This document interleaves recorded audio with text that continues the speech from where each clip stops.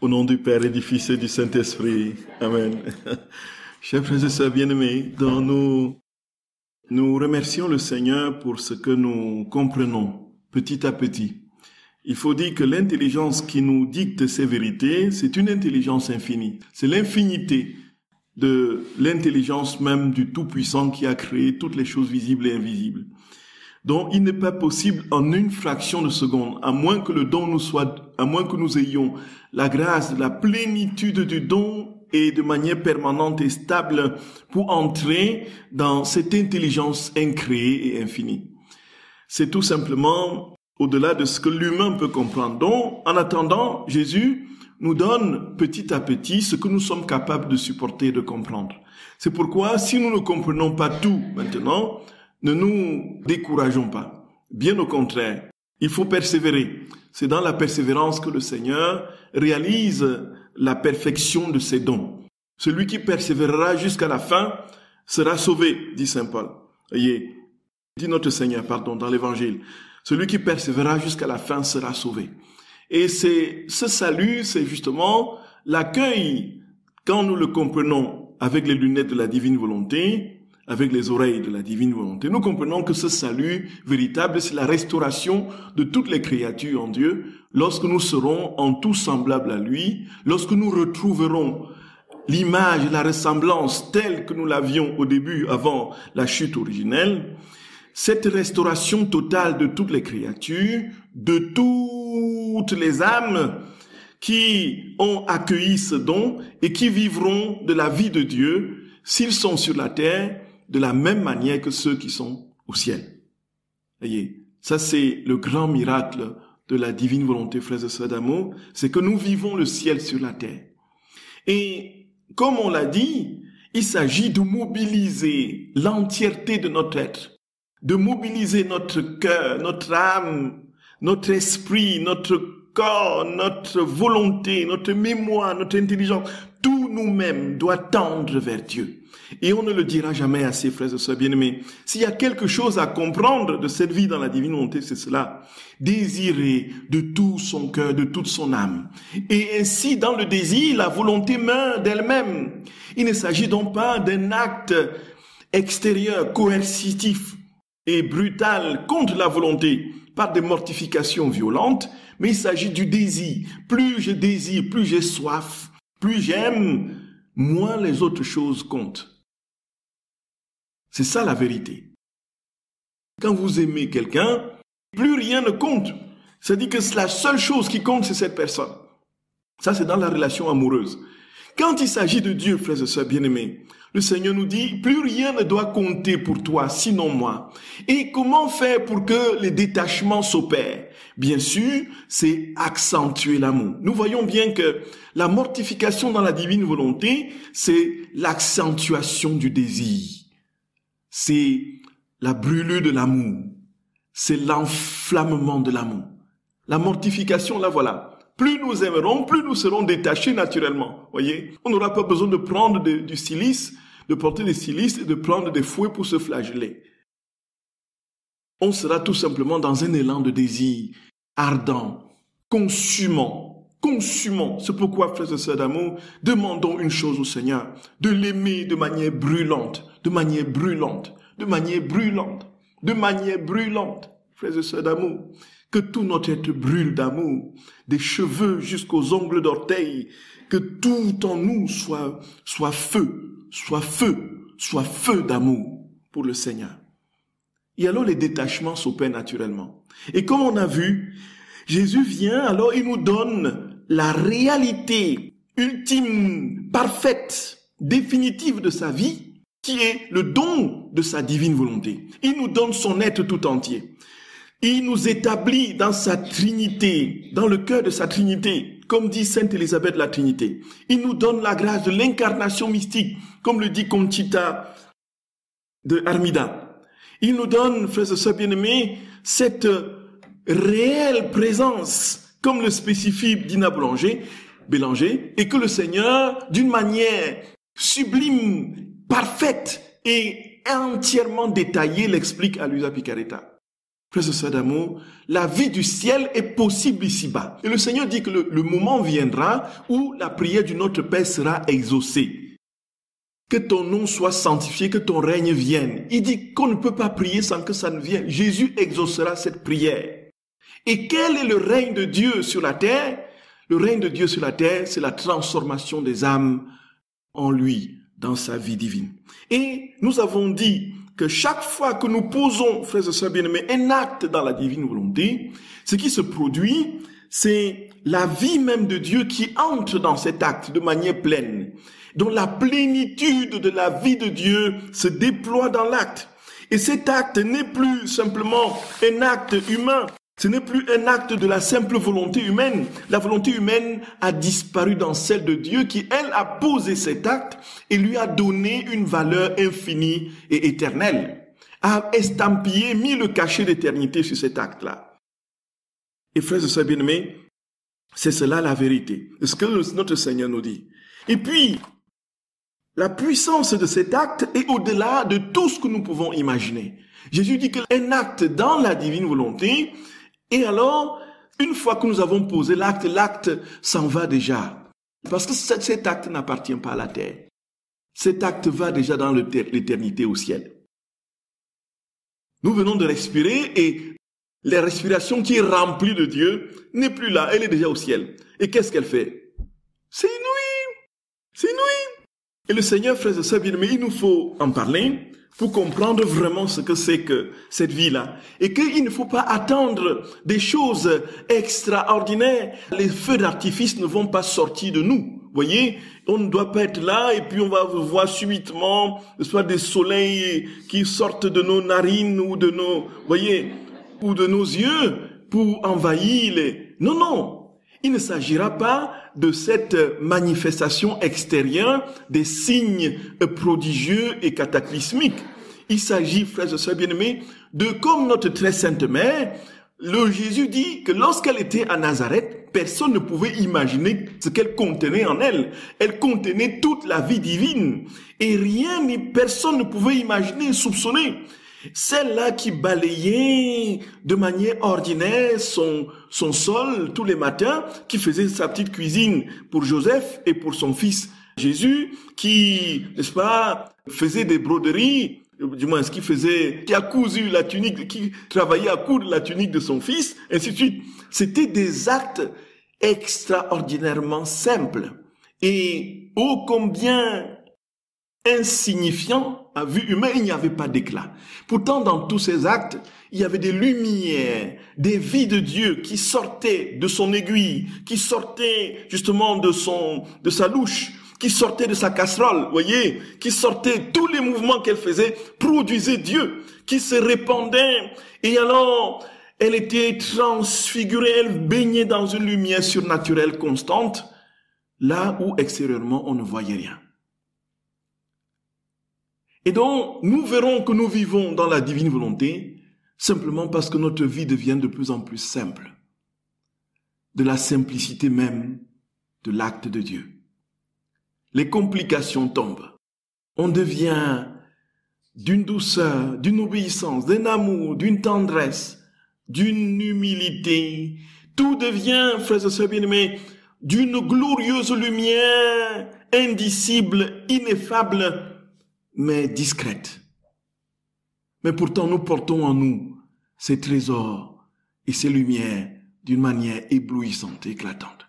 Et quand l'œuvre sera venue pour nous de mourir et de sortir et de voir notre Seigneur face à face, ce qui se produira, frères et sœurs d'amour, c'est que ces vies divines que nous aurons produites par nos actes ici vont envahir, éclabousser notre robe de baptême au ciel. Parce que nous avons une robe de gloire au ciel. Tout ce que nous faisons de bien, de beau, de juste, même dans l'ordre de la simple grâce sanctifiante, tisse notre robe de baptême au ciel, tisse notre robe de gloire au ciel. Et naturellement, quand ce sera des actes posés dans la vie divine, nous imaginons les éclats ineffables sur cette robe justement de gloire au ciel.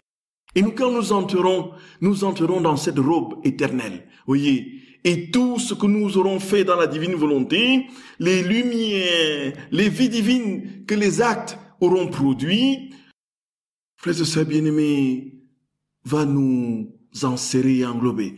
Et les lumières de Dieu, la vie de Dieu, tourbillonnant en nous, à l'extérieur de nous, répandant d'autres gloires et félicités sur les autres saints et sur les hommes des âmes sur la terre, va s'épanouir comme nous ne pouvons jamais l'imaginer ici-bas. Voyez, frères et sœurs bien-aimés.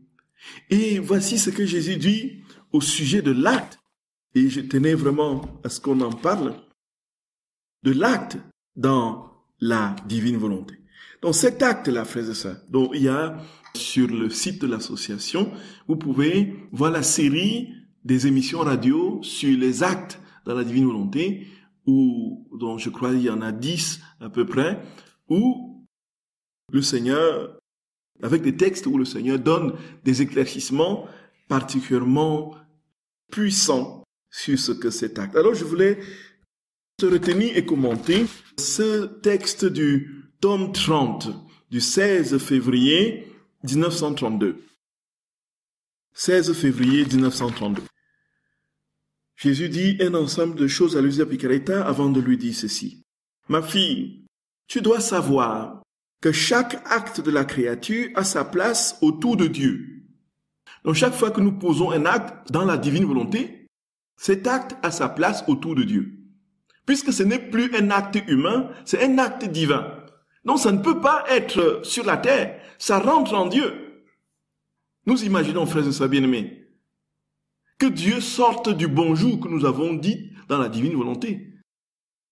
Nous disons un bonjour, parce que c'est Jésus qui l'a dit, le bonjour devient sa propre vie et monte rapidement au ciel. Rentre en Dieu. Et quand on dit rentre en Dieu, ça veut dire que rentre dans l'acte éternel, dans son acte éternel. Tout comme chaque étoile a sa place sous la voûte des cieux, ainsi chacun de leurs actes a sa place. Mais quels sont ceux qui quittent la voie royale comme propriété de la céleste patrie et occupent la place d'honneur la plus élevée et rendent une gloire divine à leur Créateur? Ce sont les actes accomplis dans ma volonté. Donc, il y a des actes, justement, qui sont en Dieu comme étant comme des étoiles sur la voûte des cieux.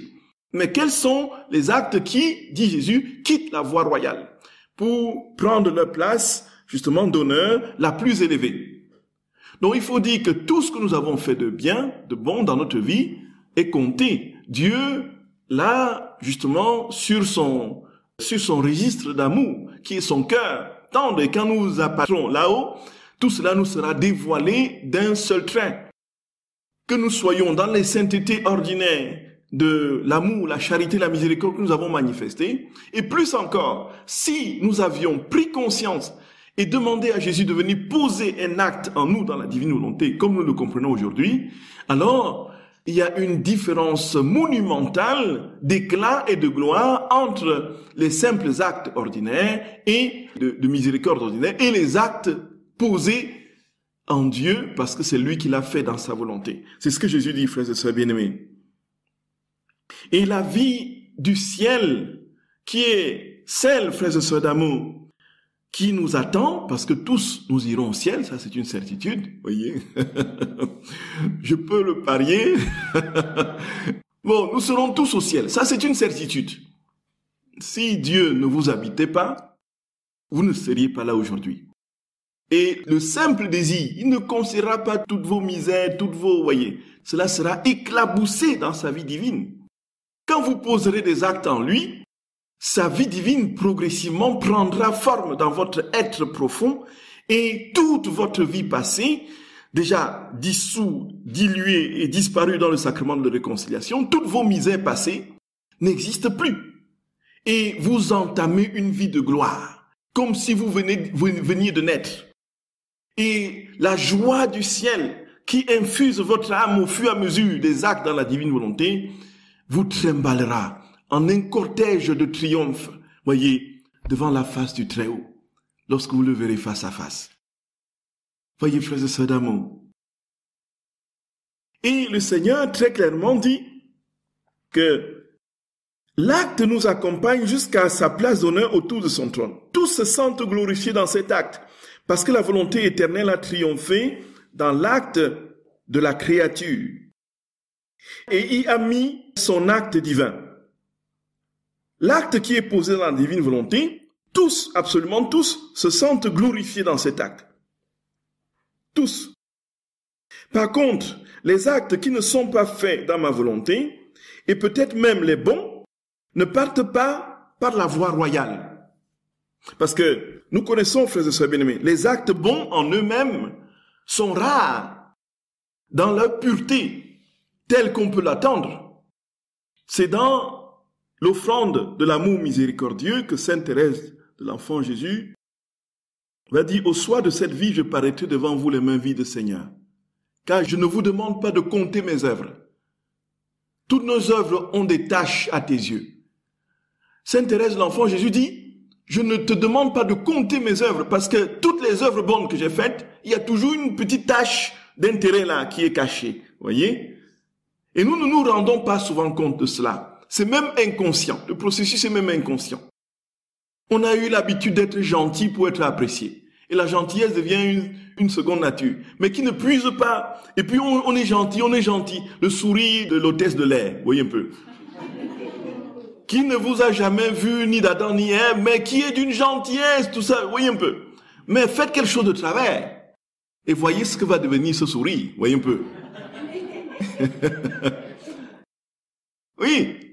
Et puis, on sourit à tout bout de champ, on sourit à tout bout de champ. C'est de l'artifice. Le fond est là. Et quand on voit quelqu'un qui apparaît, même si on est dans une profonde tristesse, on fait, voyez un peu ça. On monte, on est déjà configuré, on est dressé pour avoir une attitude particulière de gentillesse pour la bienséance et la politesse.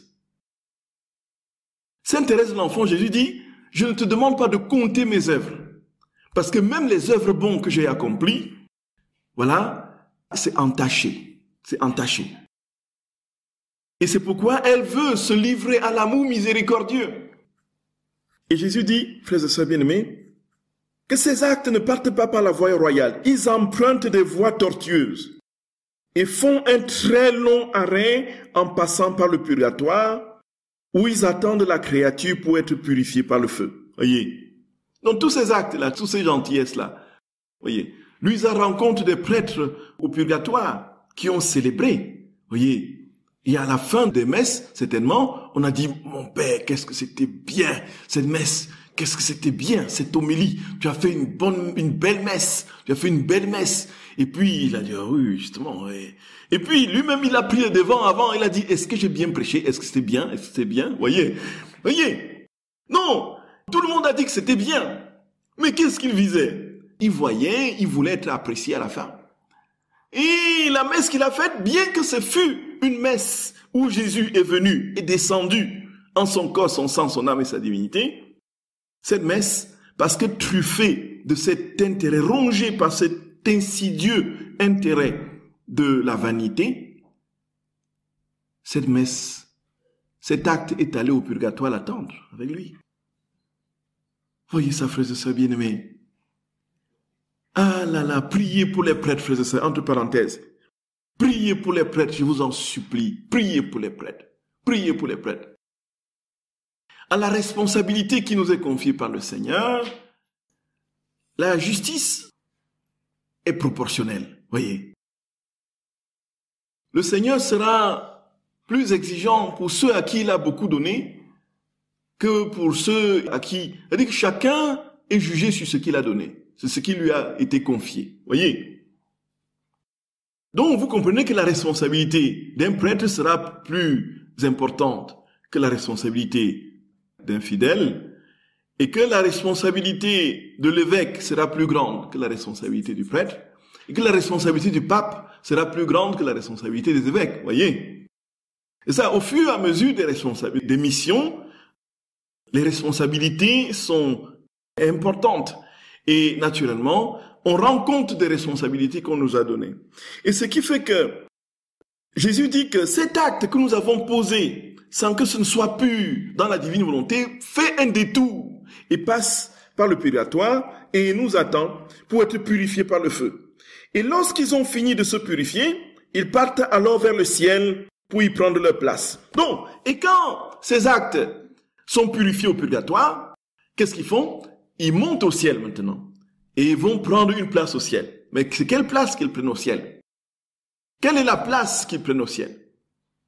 Quelle est la place qu'ils prennent au ciel? Alors, Jésus dit, non parmi les hauts rangs, mais dans les rangs secondaires. Vois-tu la grande différence, dit Jésus? Pour les premiers, à peine l'acte est-il formé qu'il ne reste pas avec la créature. Car étant une chose du ciel, il ne peut demeurer sur la terre. Et il prend immédiatement son envol vers la patrie. Direct. Là où l'acte qui n'est pas dans la divine volonté fait le détour par le purgatoire. Et est purifié pour aller au ciel maintenant occuper les derniers rangs. Et l'acte dans la divine volonté directement monte. À peine est-il accompli qu'il met déjà au ciel. Et étant une chose du ciel, il ne peut demeurer sur la terre. De plus, dit Jésus, tous les anges et tous les saints exigent comme leur appartenant ce qui a été formé dans la divine volonté, parce que tout ce qui vient de ma volonté, sur la terre comme au ciel, est propriété de la céleste patrie. Par conséquent, le plus petit acte de ma volonté est demandé par le ciel tout entier, car chaque acte est une fontaine de joie et de béatitude qui leur appartient. C'est tout le contraire pour la créature, n'œuvre pas dans ma volonté. Voyez. Donc, l'acte que nous avons posé dans la divine volonté, frères et sœurs d'amour, cet acte sort immédiatement de nos actions et puis monte directement au ciel. Qu'est-ce qu'ils font au ciel? Ils occupent les plus hauts rangs. Et pourquoi est-ce qu'ils montent rapidement? Parce qu'une fois que c'est sorti, les anges, les saints, voyez, la Trinité réclame cet acte. Viens rapidement, c'est à nous, c'est à nous, c'est à nous, ça nous appartient. Voyez, ça ne peut plus rester, ça ne peut plus traîner une seule fraction de seconde sur la terre, parce que ce sont des actes de Dieu. Et qui réclament tous les saints, les anges, ils montent au ciel, et puis immédiatement prennent leur place à la table trinitaire, ravit les saints, consume les saints d'amour, et leur donne des béatitudes supplémentaires. Et au ciel, on n'a jamais fini d'être heureux. Et au fur et à mesure, frères et sœurs bien-aimés, qu'on explore l'amour infini de notre Seigneur, des joies et des contentements sans fin se déploient. Au ciel, on ne s'ennuie pas. Au ciel, on ne s'ennuie pas. Quelqu'un m'avait demandé, mais au ciel, qu'est-ce qu'on fait? On va bien s'ennuyer là-bas. Voyez, puisqu'il n'y a plus... Non! On est enflammé continuellement et puis on découvre des pans interminables. L'éternité même ne suffira pas pour comprendre qui est Dieu et vivre de ses félicités. Nous irons de joie en joie, de gloire en gloire, de sainteté en sainteté et nous grandirons dans l'immensité de la vie de Dieu qui va nous éclabousser, qui va nous transfigurer et nous diviniser à perpétuité, à longueur de temps et de journée. Et les chants d'amour et les repas d'amour et les actes d'amour, on sera continuellement dans des effluves, d'effusions d'amour sans fin. Frères et sœurs bien-aimés, le ciel, le ciel, le ciel, le ciel, frères et sœurs d'amour, le ciel, le ciel, le ciel. Le ciel, qu'est-ce que nous sommes rivés ici-bas, engoncés dans le matériel et des querelles, et puis les coups bas, et puis les ceci. Le ciel, frères et sœurs d'amour, le ciel, le ciel, le ciel, le ciel. Dieu nous attend, nos actes, posons-les en Dieu, posons-les en Jésus, laissons-les les poser en nous. Et alors, frères et sœurs bien-aimés, quand le moment viendra de jouir de cette vie de Dieu, et Jésus dit, cet acte que nous avons posé en lui, non seulement réjouit le ciel sans passer par le purgatoire, mais sur la terre, travaille dans les âmes de ceux qui sont sur la terre encore, et de ceux qui ne sont pas encore sur la terre, qui ne sont pas encore nés, qui viendront après nous, et de ceux qui sont passés déjà, du premier jusqu'au dernier qui viendra. Cet acte que nous avons posé, ce bonjour que nous avons dit dans la divine volonté, retentit dans les bonjours de tous les hommes de tous les temps. Va rejoindre les bonjours de la Vierge Marie à son cher Saint Joseph et à son fils et à ses voisins du village. Rejoins les bonjours de tous les saints. Rejoins les tédéums sans fin des saints au ciel. Rejoins les chants des chérubins. Et donne une mélodie supplémentaire de gloire et de lumière. Et rejoins tous les bonjours, tous les chants, de tous les chantres qui ont chanté pour le Seigneur. Rejoins toutes les intonations que Jansi a pris toute sa vie de religieuse, vous voyez? La sœur Jansi. Tout cela est transfiguré en Dieu, frères et sœurs d'amour. Parce que vous avez dit un bonjour avec la voix de Jésus. Parce que vous avez dit un bonjour avec la voix de Jésus. Que de perte de temps, frères et sœurs bien-aimés. Qu'est-ce que nous perdons du temps? Qu'est-ce que nous perdons du temps? Qu'est-ce que nous perdons du temps? Qu'est-ce que nous perdons du temps? C'est incroyable comme nous sommes capables, comme on dirait une force qui nous tire vers le bas. La pesanteur. Et une force. Et oh comment, et oh comment, et oh comment. Oh mon Dieu, Saint Paul le dit lui-même, qui me délivrera de ce corps qui me voue à la mort. Le temps passe et nous nous disons, mais les années se sont écoulées. Quel pas est-ce que j'ai marqué en avant dans les voies de la sainteté? Et quand on s'est même engagé dans une vie de consécration, comme nous, prêtres, religieux, religieuses, on se dit, mais des années après, on se rend compte qu'on avait même plus de foi avant d'entrer que lorsque nous sommes entrés, vous voyez? On dit, mais Seigneur, mon Jésus, pourquoi cette lourdeur de la nature? Des années de prêtre, quand on est au séminaire et quand on projette être prêtre, on dit, Seigneur, mon roi, quand je serai prêtre, je vais célébrer avec un amour, je serai toujours en train de prier, rester au rosaire, c'est toujours devant le Saint-Sacrement. Je serai, et puis le jeûne, et puis on va convertir l'univers. Voyez? Et puis on voit nos aînés prêtres. On les critique, on dit, regarde même. Une fois que vous êtes ordonné, voyez, premières années, la grâce, les années passent. Vous vous rendez compte que vous êtes même parfois pire que vos aînés que vous avez critiqués là dans le truc. Seigneur Dieu. Et le Seigneur nous dit, voici, je mets à ta portée, petit enfant. Je mets à ta portée le ciel. Je te donne le ciel. Tu marches, tu mets un pas devant l'autre et le ciel sort de tes pas et t'envahit, t'engloutit parce que ce sont mes pas dans tes pieds. Tu ouvres la bouche, c'est moi qui parle, le ciel sort de ta bouche. Tu prends ton stylo, tu écris, le ciel sort de ton stylo. Oui, parce que c'est moi qui écris. Tu penses et le ciel sort de ta pensée parce que c'est moi qui pense en toi. Tu manges et le ciel sort de ton repas et t'engloutit parce que c'est moi qui mange en toi. Ah. Frères et sœurs bien-aimés, et ça n'a pas de nom. Ça n'a pas de nom, frères et sœurs d'amour. Ça n'a pas de nom. Ça n'a pas de nom. Et le Seigneur dit, frères et sœurs bien-aimés, oublions la terre. Oublions la terre. Mais regardons que le ciel. Quand il dit oublier la terre, ce n'est pas dit, au contraire, plus on regarde le ciel, plus la terre rayonne du ciel. C'est cela. Jésus dit, quand il dit oublions la terre, il dit ramène le ciel sur la terre. Ramène le ciel sur la terre. La terre étant compris comme tout ce qui nous sépare du ciel, tout ce qui nous sépare de Dieu. Nos passions, nos attachements, tous les... Voilà. Jésus le dit, frères et sœurs, à Luisa Picaretta, au tome 33. du 19 novembre 1933.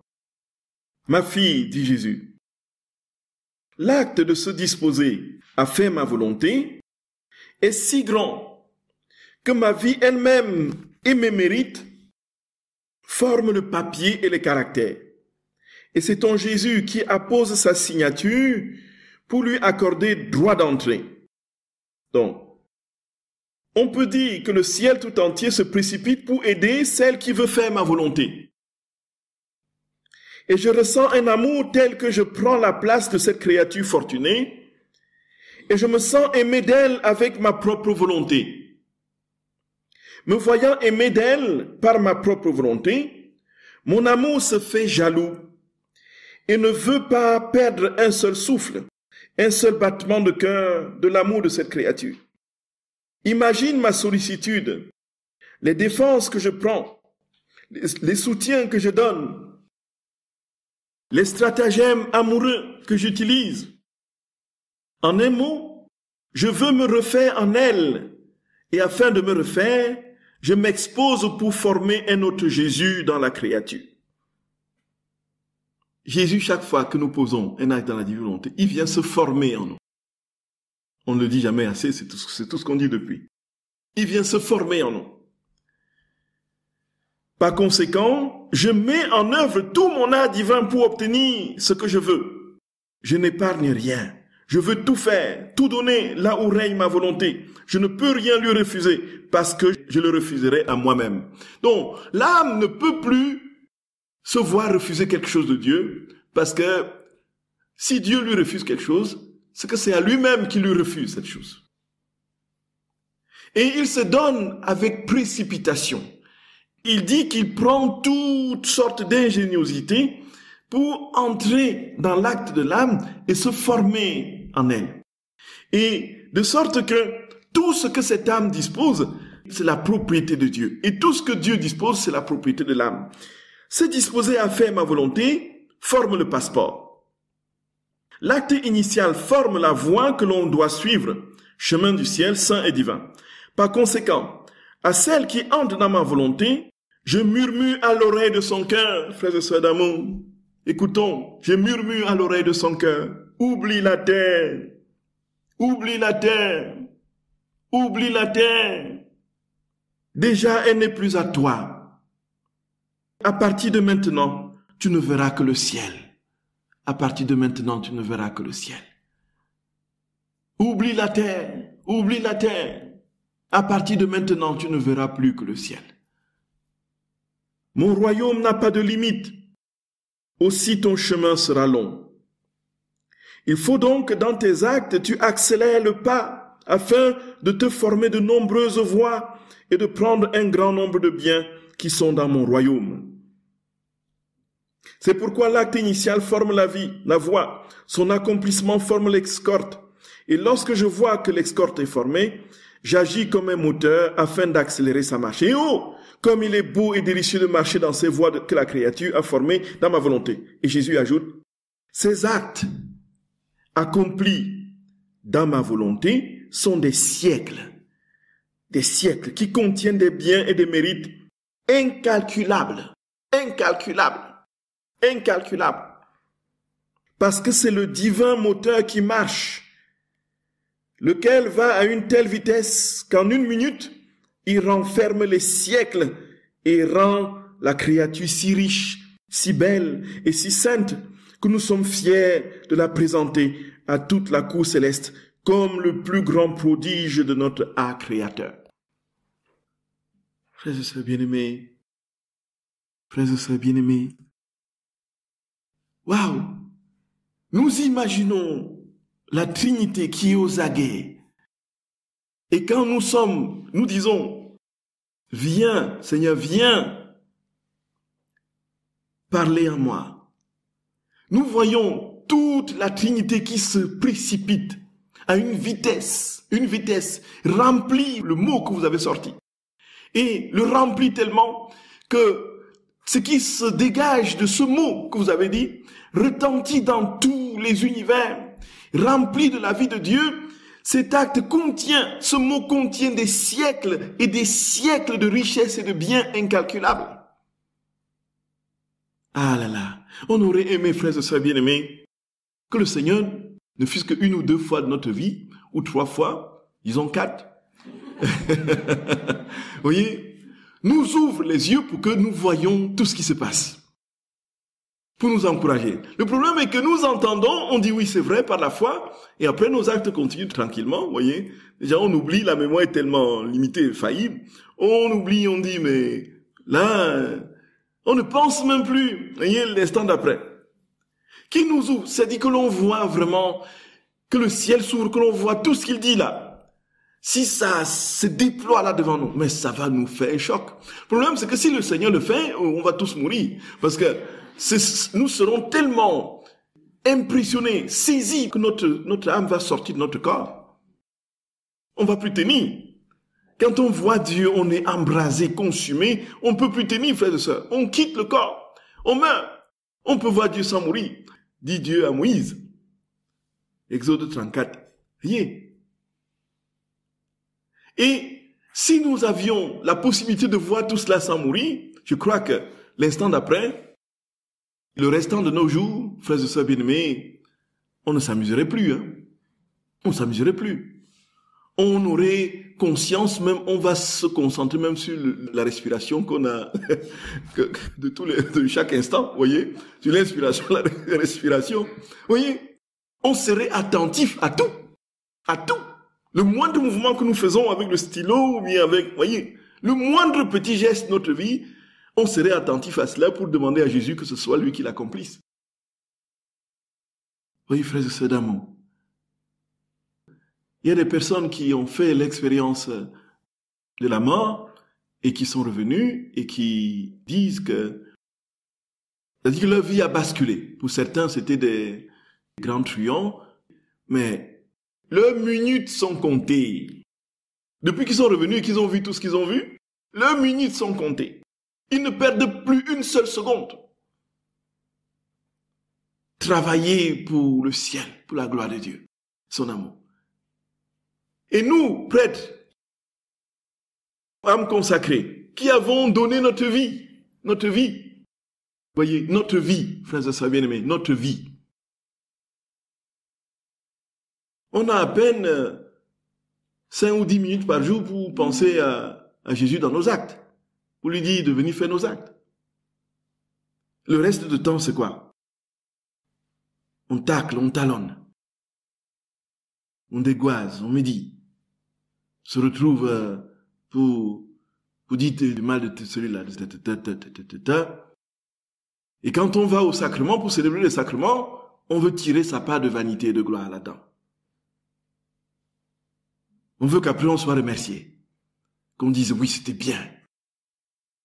Et puis quand on ne dit pas, on dit ces gens-là même, ils ne sont même pas reconnaissants. Voyez.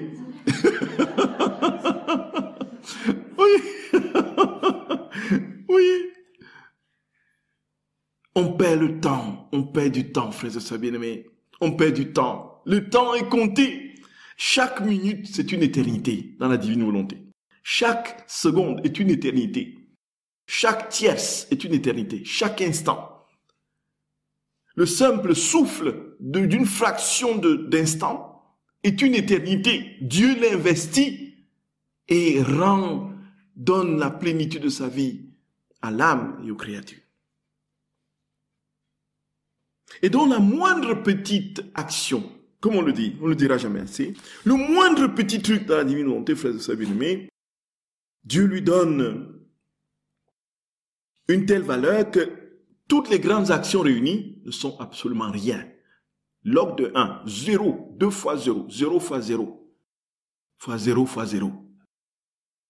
Voyez?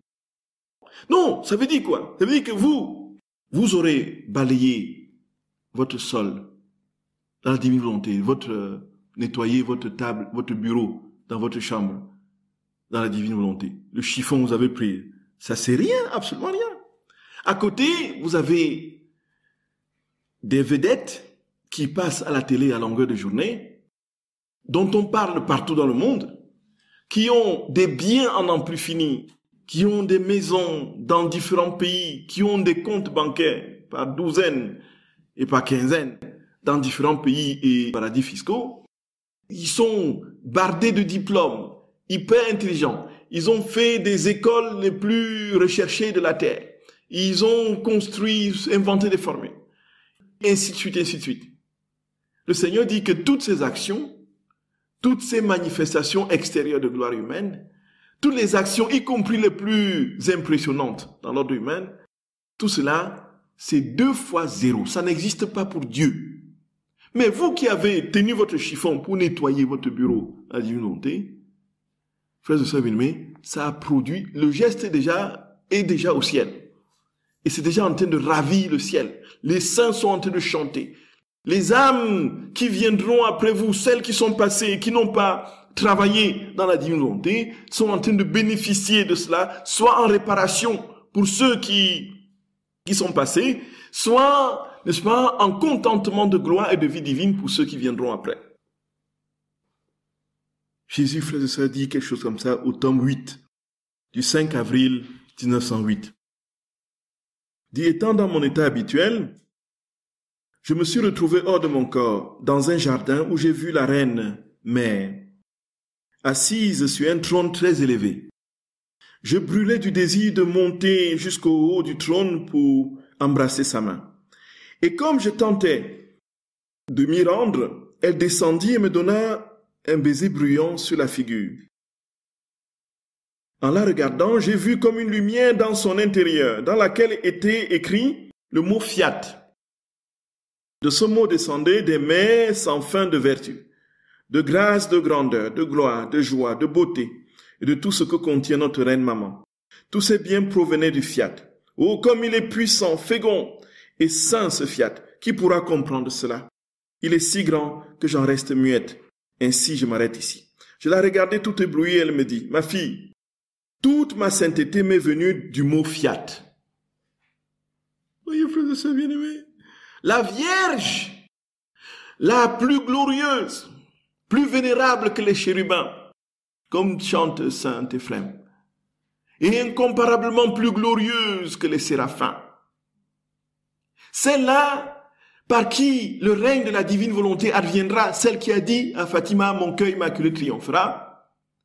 Celle-là, frères et sœurs d'amour, qui est au-dessus de tous les anges et de tous les saints. Celle-là qui est la reine de l'univers. Celle-là qui est la souveraine mère du Verbe engendré, non pas créé. Elle dit que tout cela est venu d'un seul petit truc. Un petit truc. Insignifiant, c'est quoi, frères et sœurs d'amour? C'est quoi? Un petit mot. Rikikimo. De 4 lettres. Fiat. La divine volonté, c'est ça, en fait. Oui, frères et sœurs d'amour, la divine volonté, c'est ça. Et les pères de l'Église ont ce chic de dresser le scénario de l'Annonciation dans leurs écrits et dans leurs commentaires. Marie qui est là, devant l'ange, après avoir reçu toutes les explications. Voici, tu enfanteras ici. Et les pères de l'Église, Marie dit que toute la création est suspendue aux lèvres de Marie. Qu'est-ce qu'elle va dire? Qu'est-ce qui va se passer? Suspense. Qu'est-ce qui va se passer, frères et sœurs d'amour? Qu'est-ce qui va se passer? Tout le monde attend. La création attend. Toutes les créatures de tous les temps, des milliards et des milliards d'hommes et d'hommes attendent. Qu'est-ce qui va se passer? Les patriarches attendent. Les prophètes attendent. Qu'est-ce qui va se passer? On attend juste un petit truc. On attend un petit mot. Et voilà que Marie jette le mot devant l'ange. Et tout est recréé, renouvelé, transfiguré. Qu'est-ce que ça coûte de dire fiat? Vous avez dit simplement fiat et vous avez transformé les univers et les autres ont fait un vacarme pas possible Ils vous ont mis plein la vue. Et ils se sont passés pour Dieu. Et ils ont trouvé qu'ils étaient meilleurs que, voilà, qui sortaient du truc de Jupiter. Mais je n'ai pas voulu prononcer. La Vierge explique à Luisa Picaretta que toute sa sainteté est venue du mot fiat. Elle dit, je n'ai jamais bougé le moindrement. Même pas un tout petit peu, je n'ai bougé. Pas même pris une seule respiration. Pas fait un seul pas, ni fait aucune autre action, si ce n'est dans la volonté de Dieu. Le fiat, dit, elle n'a pas bougé, elle n'a pas respiré en dehors de la volonté de Dieu. Tout, le fiat a tout porté. Ma vie, ma nourriture, mon tout était la volonté de Dieu. Cela produisit en moi des mers de sainteté, de richesse, de gloire et d'honneur. Tout était divin, non pas humain. Plus l'âme est unie et identifiée à la volonté de Dieu, plus elle est peut-être dite sainte. Et plus elle est aimée de Dieu. Plus elle peut être dite sainte et plus elle est aimée de Dieu. Et plus elle est aimée de Dieu, plus elle est favorisée. Parce que la vie de l'âme n'est rien d'autre que le produit de la volonté de Dieu. Comment Dieu pourrait-il ne pas aimer cette âme, puisqu'elle est sa chose, sa réalité? Par conséquent, on ne doit pas se préoccuper de savoir si on fait beaucoup ou peu. Le but n'est pas de faire une quantité de choses importantes, impressionnantes, de faire trop, de multiplier les actions, d'éclat, de multiplier. Ce n'est pas ça le plus important. Jésus dit, la Vierge dit, donne cette leçon, le plus important n'est pas de faire trop ou peu,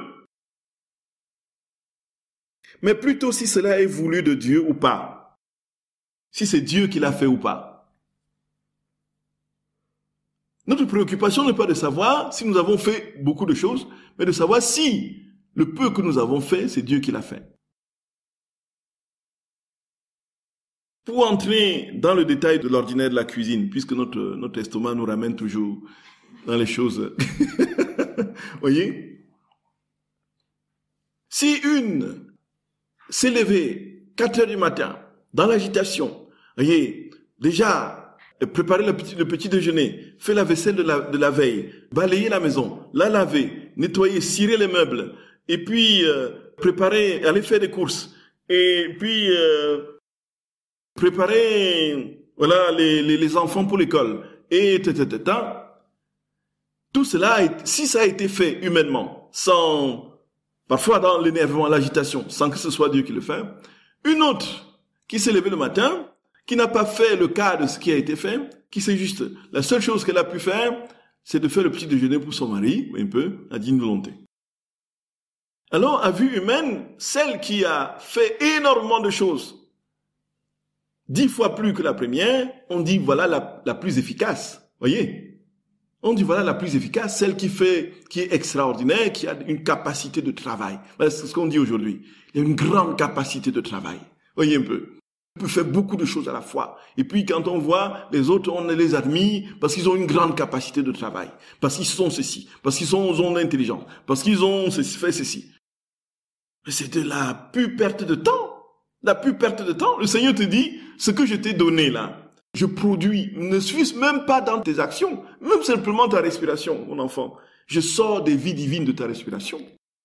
Même si tu es largement inutile. On a, frères et sœurs bien-aimés, regardez les trisomiques. C'est pas si vous avez eu affaire à eux. Ils sont d'un amour, les âmes simples, voyez. D'un amour, oh là là. Voyez, ils viennent se coller à vous comme ça. Ils viennent se prendre vos mains, ils regardent vos paumes de main comme ça, et puis il vous met la tête, il met la tête sur votre cœur, leur tête sur votre cœur, ils vous tapotent la joue. Et vous voyez, ils ne savent que ça, ils ne savent faire que ça. Et puis, si vous êtes bon chic, bon genre, bien éduqué, tout ça, vous allez éprouver de la gêne, vous voyez un peu, c'est quoi ça, un peu, c'est sûr. Et vous serez au milieu de bien-pensants, faisant le beau et racontant de grands discours, révolutionnant le monde, voilà, ainsi de suite. C'est lui qui est là à vos pieds. il est en train de répandre l'amour dans le monde. Il est en train de répandre les vies de Dieu dans le monde, du fait de son amour.